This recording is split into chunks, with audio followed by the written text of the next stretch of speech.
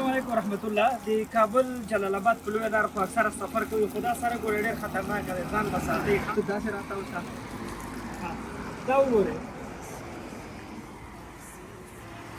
ماشاءالله.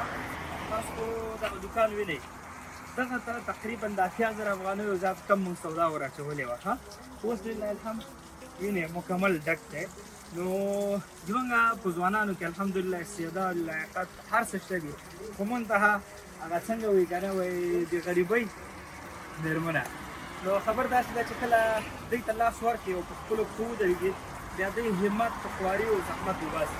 ماشاءالله دوکان دې خوا نه خوا ټول وګوره ډک دی، خالي دغه ځوان دلته راوړي. ته دلته راشه ما سره ګوره، حضوره به خبرې کوې چې اواز دې هلته راشي، ځکه مایک نشته.